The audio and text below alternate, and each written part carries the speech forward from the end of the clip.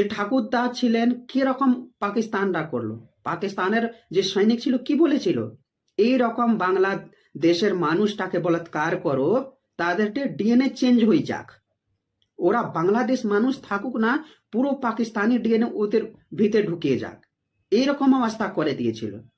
যে প্রেগনেন্ট ছিল তোমাদের ঠাকুরদা ঠাকুরমায় তোমাদের বউরা, তাকে পেট কেটে বাচ্চা কেড়ে নেওয়া হলো ভ্রূণ থেকে। এটা ভুলে যাচ্ছ?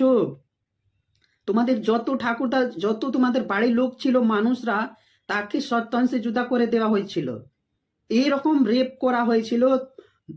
চাই 6 বছর মেয়ে হোক না, 18 বছর মেয়ে হোক না, 80 বছর মহিলা হোক না, সবাইকে বলাৎকার করেছিল পাকিস্তানি সৈনিকরা। এইগুলো ভুলে যাচ্ছ, আবার পাকিস্তানি নিয়ে বড় বড় কথা বলছো। বাংলাদেশ পাকিস্তান ভাই ভাই, হিন্দু দুশ্মন হয়ে গেল তোমাদের। যে তোমাদের আজাদ করালো, যে তোমাদের অত ভালো করে